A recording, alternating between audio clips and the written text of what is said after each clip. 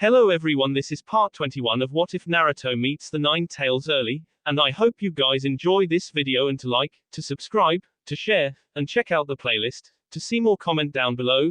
Now let's start the intro. They call me a god.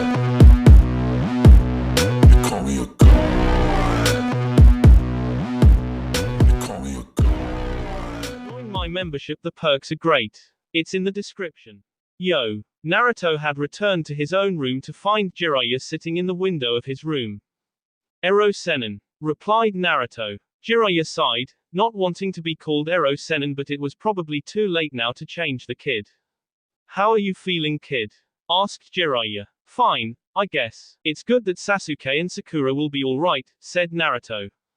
See, didn't I tell you soon it would make them as good as new? Asked Jiraiya. Good old Barkan, said Naruto, before hearing a crash in the hospital.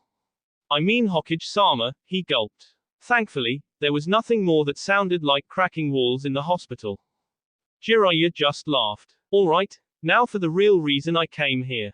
Huh, real reason? Asked Naruto. For the next 3 years, your team, Team 7, is no longer active, said Jiraiya. What? Naruto began to protest. What about me? Sasuke, Sakura, Haku. What about the Chunin exams the three of us were talking about taking? Calm down, Naruto. Kakashi, Tsunade, and I talked about this and we felt that it would be better for the three of you if you all received individual training for the next 3 years, said Jiraiya. From now on, you are officially my apprentice. What? You're really going to be training me personally for 3 years? Asked Naruto, a little excited at the news. But then what about Sasuke, Sakura, and Haku? Well, Haku already receives private training from Zabuza, and Sasuke is going to be trained by Kakashi, as long as we can find a teacher for Sakura, said Jiraiya. Okay, but who will teach Sakura? Asked Naruto. I'm hoping Tsunade, but she won't teach Sakura unless she has something that Tsunade called it, said Jiraiya. Hopefully Sakura will have it, and Tsunade will take her under. Well, whatever it is, I know Sakura has it, said Naruto, now reassured that his team was being looked at.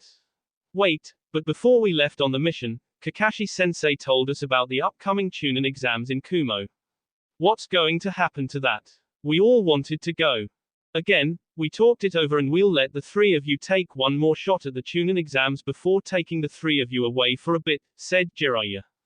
Wait, you're going to be taking us away? Asked Naruto. Yep. After the exams, you and I will be going on a journey for a few years. I don't know where Kakashi will be taking Sasuke, and Sakura will most likely be cooped up in the hospital studying, explained Jiraiya. A few years. What? Shouted Naruto. But, what about Hinata? What about the village? Why exactly do we have to do this? Naruto, shouted Jiraiya, trying to get Naruto's attention. Do you remember Itachi and Kisame? Why they were after you? Naruto nodded. They were after Naruto because of the Kyuubi. Good. Now, my informants have told me that they won't be after you for at least 3 to 4 more years. We need to make you really strong so that you'll be ready. Don't worry about Sasuke or Sakura. They will be in good hands. As for Hinata, trust in her. She's strong and I have a feeling she'll really impress you when you return. Naruto suddenly changed to a more determined look. Alright, so when do we get started? Said Naruto. Jiraiya smiled. Like I said, there are a few things that need to be taken care of.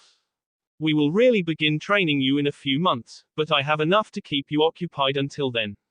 Oh, speaking of which, I'm planning on going on another smaller trip here in a few weeks and you're coming with me. I think it's something that will interest you in particular. Then, Jiraiya hopped out of the window onto a rather large toad. I'll be back in a few weeks. Until then, if you need something to do, go ask Asuma Sarutobi to help you with your wind chakra. Naruto was checked out from the hospital the next day. It was still 3 days before the doctors would even think about waking the other 2 members of his team from their medically induced slumber. First thing first, as he was Naruto after all, Ichiraku. I knew I'd find you here. Naruto turned around to a very familiar voice. Iruka-sensei. Iruka joined Naruto at the counter, ordering his own bowl of ramen. I'm sorry to hear about your latest mission, but I'm glad everyone made it back alive, said Iruka. Naruto looked down, remembering the scene of Sasuke getting shot through the sea. Iruka-sensei, I don't ever want that to happen again. I thought Sasuke was I nearly lost it. Iruka took a breath. I know what you're going through, Naruto. I was on a mission where 2 of my comrades and 1 was in the hospital in critical. It's a part of being a shinobi.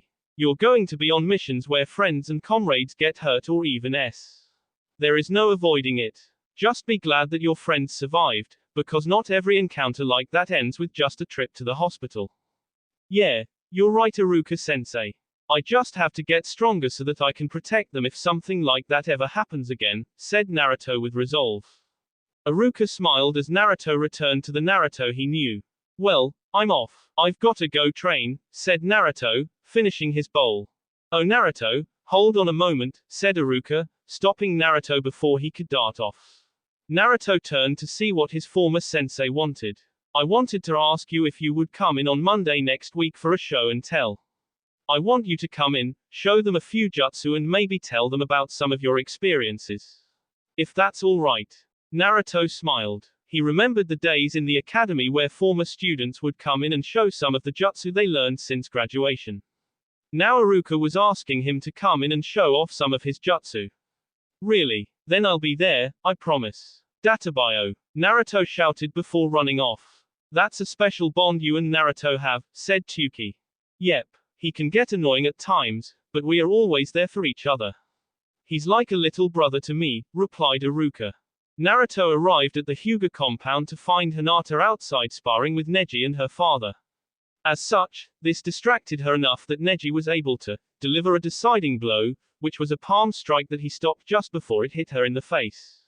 Hiashi sighed and shook his head a little. She was doing well until Naruto showed, who received a glare at that time. Naruto picked up on this. Sorry Hinata, Hiashi-sama, apologized Naruto. Well, there is nothing that can be done about it now. So all is forgiven, just be a bit more subtle about arriving next time, replied Hiashi. Naruto, it is good to see you out of the hospital. How are you? And how are your teammates? Asked Neji. They will be fine after a few more days of recovering, said Naruto. Naruto, I hear Sensei is taking you on as an apprentice. Asked Hiashi. Sensei. Oh, you mean Jiraiya? Yeah, he said he was going to train me personally for the next few years, replied Naruto. He then looked at Hinata with a sad look. But he said that we would have to leave for a few years. A few years? Asked Hinata. But that means I won't be able to see you. Naruto hated that Hiashi brought up that, but like Hiashi said before, there's nothing that could be done now. Besides, he would have to tell this to Hinata sometime.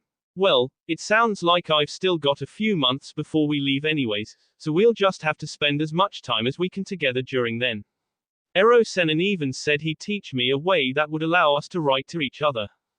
Hinata didn't like that Naruto would be away for that long, but she would just have to accept it. Besides, if there's going to be anyone who becomes really strong after, it will be you, said Naruto, causing her to blush a little. Well, she can't become strong if someone keeps interrupting her training, said Hiashi. Naruto grinned. Sorry, but I actually came to see if Hinata wanted to train. I was just on my way to see if Asuma-sensei would help us with our wind chakra. Hiashi thought for a moment. Very well, Hinata, you are dismissed for today if you want to train with Naruto and Asuma. This made Hinata a bit happier as she bowed to her father and cousin before leaving.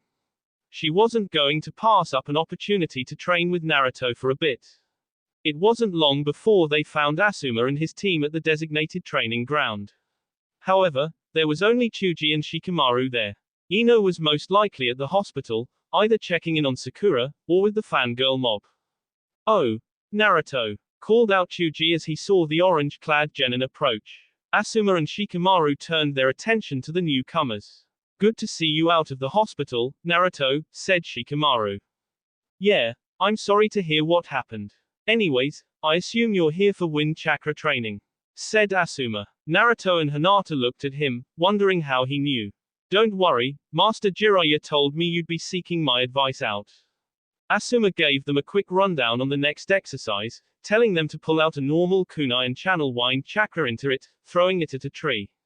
Asuma emphasized by pulling out his own trench knives and sending it through 2 trees and a large rock before burying in the dirt. Everyone there just stared in awe. Naruto then pulled out his own special tri-pronged kunai, causing Asuma to raise an eye. Well, I can already transfer wind chakra into my weapon pretty well, Naruto said, tossing the kunai at another tree, sending it through said tree and embedding itself up to the handle in a rock behind. Out of curiosity, Asuma went for the knife, examining it and asking Naruto where he got it. Ero Sennin, Jiraiya gave it to me.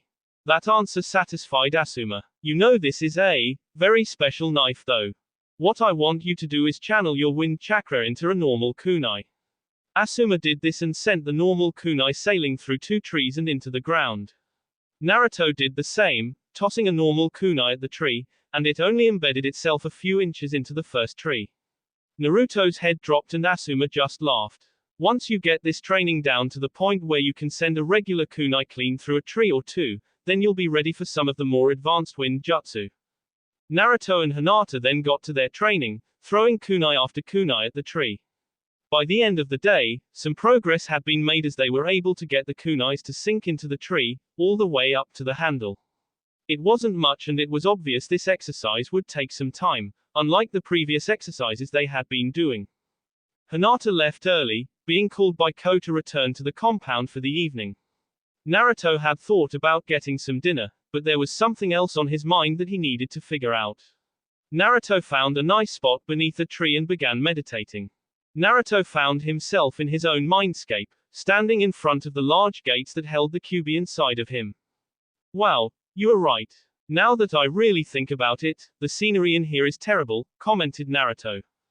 Well, you haven't been trapped in here for the past 12 years, said Kurama. Naruto laughed a little. Anyways, I wanted to thank you for helping Sasuke the other day. And also, I wanted to ask you what that jutsu was that I used, said Naruto, hopping through the bars of the cage and taking a seat on top of Kurama's head. Oh, that. Just a little something called the tailed beast ball, said Kurama. Best technique out there when you just need to mindlessly blow something up. However, regarding that, I suppose I should tell you a little about those chakra cloaks now. So what's up with them?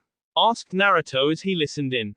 Well, first there are 2 types of cloaks. There is the first version which you have when you're using up to 3 tails worth of power, and then there is the second version when you tap into 4 or more tails, explained Kurama. In the first version, you basically use my power to enhance your own attacks, but in the second version you pretty much shelve your own abilities and begin to tap into mine. The more tails you have, the more of my powers you can use. Wow, really? What are the other abilities I can use? Asked Naruto, growing ever more excited. Now what would the fun be if I told you that? Besides, with the way the seal is now, I doubt you're going to be able to use them anytime soon, said Kurama. Wait, why's that? Asked Naruto. Kit, we came awfully close to the seal's limit the other day. If that happens, then I don't know what would happen. 4 tails is the most I can give you for now, and you'll only have a minute or so in the 4-tailed form, explained the Kyuubi. Hold on, do you know what happens if we force the seal too much? Naruto continued to ask questions. I've had a good 12 years to see what we are dealing with, not to mention I'm 1,000 years old, so I know a thing or two about seals. Not as much as that pervert teacher of yours, but enough to know what we are dealing with, said Kurama. From what it looks like, if we go too far, some sort of failsafe will activate, see the 2 of us off or something like that. What? Then what do we do? Naruto began to freak a little. Calm down, Kit. You flipping out is not going to solve anything. I think that the super perv knows something about the key. Ask him about it the next time you are alone on that trip he was talking about, advised the fox. Alright, but what if he doesn't have it? Or what if he has it, but won't do anything? Asked Naruto. Well, to be honest, I don't really know. If he doesn't have it, then nothing happens. If he has it, then we can at the very least loosen the seal and let you use a little more of my power safely, or just the opposite happens and he tightens it, said Kurama as there was some silence following that last comment. Now, about doing something about this sewer. Well, any ideas how exactly I can change it? Said Naruto. Kit, it's your mind. Try thinking for once, maybe it will do you some good. Kurama began laughing a little. as Naruto began thinking on a different scenery for his mindscape. There was a large rumbling sound as the floor began to rise, or the water began to recede, and the pipes disappeared.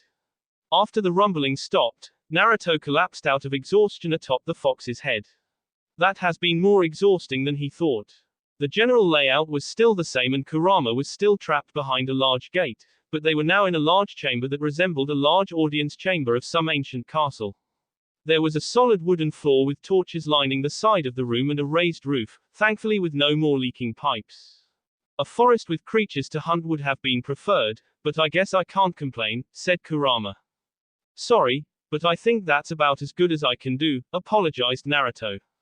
No worries, Kit. This is definitely a lot better than those damp sewers. Now get going, I can still hear rumbling and it's not the floor or ceiling this time, said Kurama, pointing a tail at Naruto's stomach. Naruto laughed and disappeared from his own mindscape to go grab dinner. 7 days had passed since her admittance to the hospital. 7 days, Sakura had been asleep to allow for her body to heal.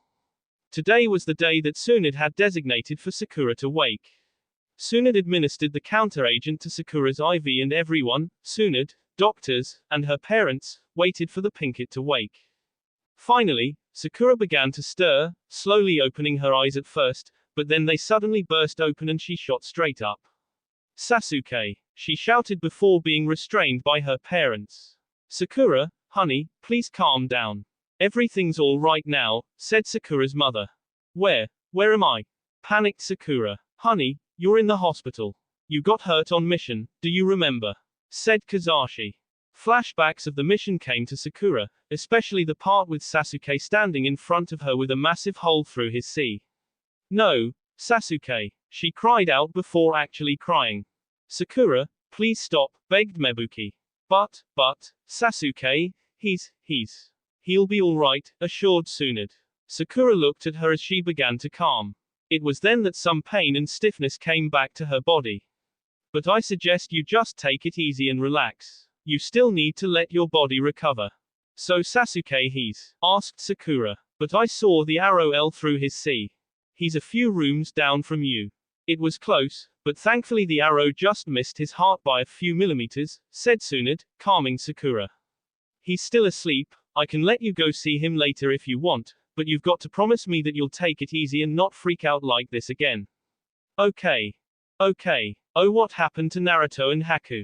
Asked Sakura, now concerned for the rest of her team. They'll be fine. Their injuries weren't as severe and they were discharged a few days ago, said Tsunade. But how were those sound guys defeated? Asked Sakura. We can talk about that later in private. Just know that help came just in time, said Tsunade. Sakura looked into Tsunade's eyes and figured that something must have happened with Naruto that she couldn't discuss right now, which meant it was something to do with the Kyuubi. If that was the case, that would be the third time the Kyuubi had saved her and Sasuke. Any bits of doubts were slowly working their way out of her head. A few hours later, after the doctors were able to give Sakura a thorough examination and a few other treatments, Sakura was wheeled out towards Sasuke's room to see him as promised. She let out a slight sigh of relief seeing Sasuke alive and knowing that he would eventually be alright. However, this visit brought other thoughts to her head. As she was taken back to her room, she was left thinking. What made it worse was when Tsunade came into the room to debrief her on the events that happened after she lost consciousness. Once again, Sasuke and Naruto had done all the work. They had worked together to actually bring one of those monsters down, and if it wasn't for her, they certainly would have killed the other three. She was simply a target, a distraction, a hindrance to the two. Sasuke was nearly trying to protect her while all she could do was sit there and scream. She had to face the facts, she was simply weak. Then it caught her eye, the book on medical ninjutsu that Kakashi had given her prior to the mission. If she knew more, she could have been the one to save Sasuke. In fact, she probably could have healed herself to the point where she could either get away and not drag her team down or even help them. The next day, it was decided that Sasuke could be woken. His awakening was much more subtle than Sakura's, as all he did was ask where he was and what happened. He was then given a few hours to just rest as Tsunade tried to dispel the mob of fangirls. Damn it, I still wasn't strong enough, thought Sasuke. Sure, he and Naruto had managed to kill one of them, but he had still been defeated. What else do I need to do? Interrupting Sasuke's thought was a knock on his door. In stepped his one-eyed teacher. Hey Sasuke, how is everything? Asked Kakashi. Sasuke kind of just shrugged off the comment, giving Kakashi the answer he needed. Sasuke, whatever happened, you can't go blaming yourself. Sasuke. Just stop already. I nearly lost them. It was my fault they were nearly K. Those freaks came after me and me alone. If I had, said Sasuke, as he actually began to shed a few tears. If you had what? Just given up. If you had just gone with them quietly? Asked Kakashi, finishing Sasuke's sentence. What would you do? What would you do if the lives of those closest to you were taken away? Shouted Sasuke. Kakashi took a deep breath as painful memories came to him. Sadly, I know the answer to that question better than you may think. I'm glad that you've come to think of your teammates as being close to you, and believe me, I know what you're going through. Like you, I grew very close to my teammates, I even fell in love with one of them, and then they were taken from me. Sasuke was shocked at this as he looked down. Kakashi, I'm sorry, apologized Sasuke for bringing up the painful memories. It's alright Sasuke. I know where you're coming from. I know you're confused. Just be grateful that they are still alive. Just know that I'm here for you now, and so are the rest of your team, if there's anything you need, said Kakashi. Sasuke let out a slight smile, if that's what you want to call it. But then his mind focused on what it had been thinking beforehand. Kakashi-sensei, I need to become stronger. I need to make sure something like that never happens again, said Sasuke. My family was taken away once before. I can't let him or anyone else take them away again. Good, he's changing from an Avenger to a Guardian, thought Kakashi, glad Sasuke's reason for seeking power was finally beginning to change. He then sighed for the conversation that was coming. Sasuke, I would be lying if I said you never had to worry about something like that ever again. You know that. Sasuke nodded. You now have a fate that I wouldn't wish on anyone, let alone 2 of my students. Wait, 2 of your students? What do you mean by that? Asked Sasuke. By 2 students, I mean you and Naruto. Sasuke looked at Kakashi curiously.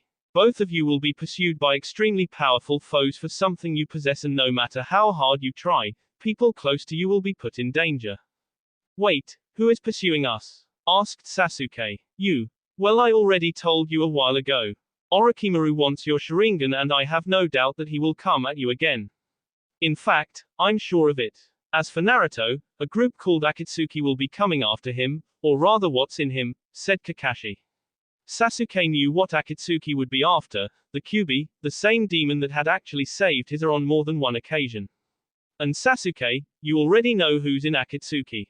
Itachi, growled Sasuke, clenching his fists. No, I won't let him. Not this time. He won't take my family away from me. Sasuke, I gave you Chidori so that you would have some power to protect them, said Kakashi. If I'm correct, you used it K one of your attackers that threatened your friends. Yeah, but it still wasn't enough, said Sasuke. Sasuke, Chidori isn't the only thing I know. I can give you more. I can give you everything I have. I can give you everything you will need to protect your comrades, your family, said Kakashi. I'm glad that you've finally begun to change, and I'm happy to say that you are ready for more. What? Are you saying you're going to be training us harder? Asked Sasuke.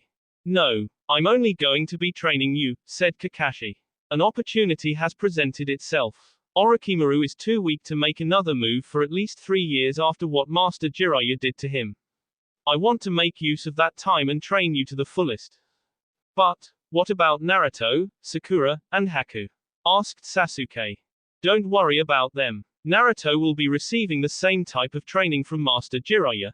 Haku has already been training with Zabuza and they seem to work well together. Sakura is a different story. I haven't secured a teacher for her, but if everything works out how we want it to, she will be asking sooner to be trained as a medical ninja. She has the potential to become a great one, she just needs to realize it and set her sights on it. Oh, and that reminds me, you should help to push her down that path, said Kakashi, making an upside-down smile with his eye. Sasuke nodded and smiled back. So what is this training going to entail? He asked. Well, it'll be kind of like a combination between the training we did to teach you Chidori and Anbu training. Except instead of only 6 months, which is how long Anbu training lasts, we will have 2.5 to 3 years to teach you everything we can, and I can think of at least 500 jutsu that I know you can learn, and that's just because you don't know how to use the water or earth element, yet, said Kakashi. Sasuke, when your brother finished with his 6 months in Anbu training, his skills had increased a great deal. We're going to go through that and much more.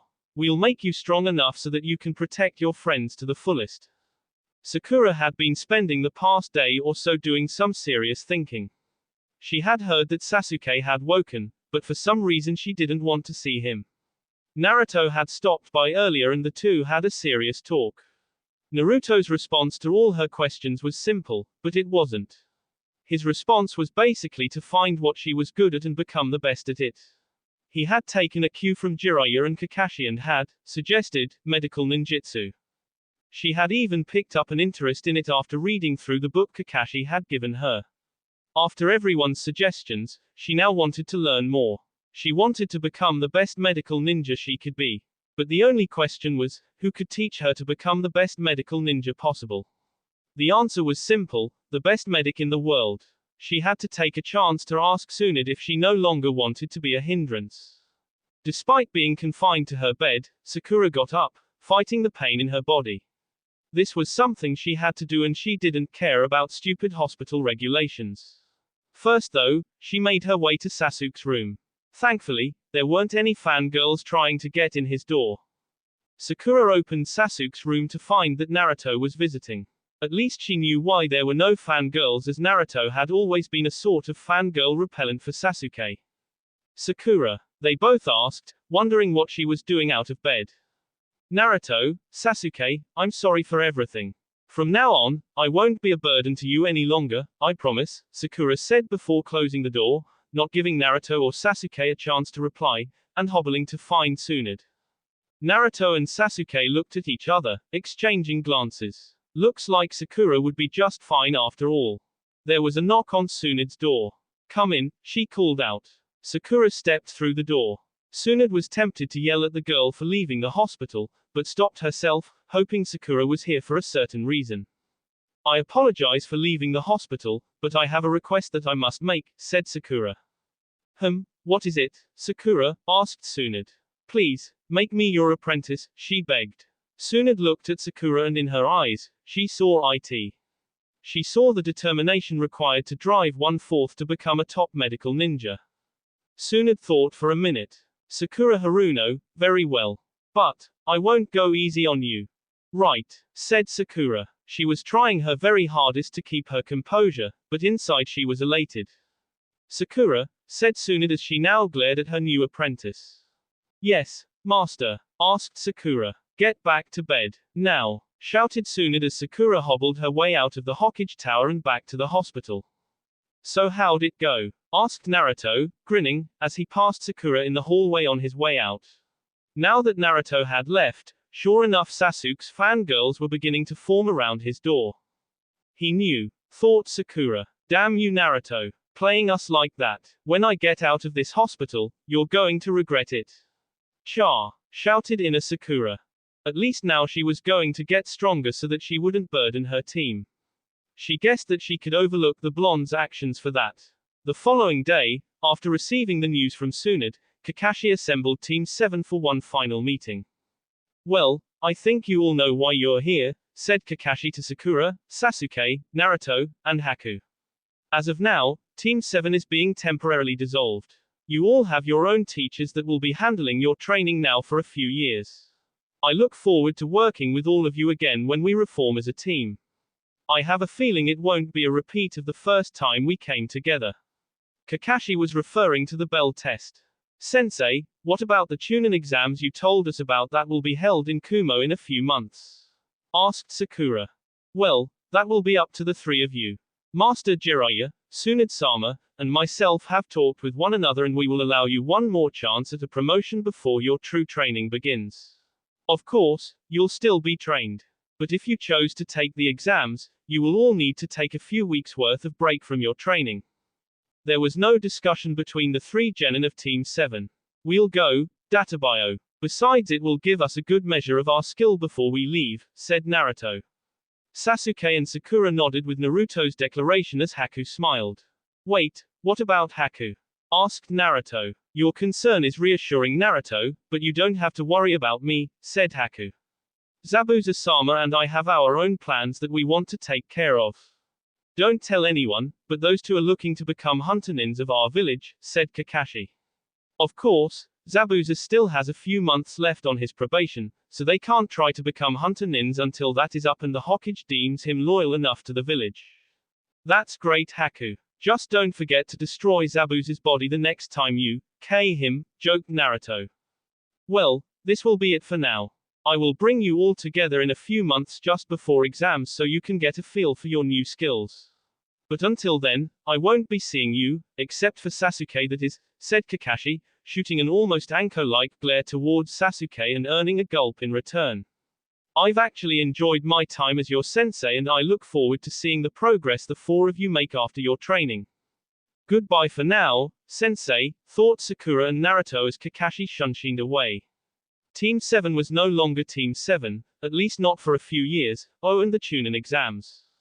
That will be all for this video. Be sure to like, subscribe, share, and comment down below for more videos. Goodbye.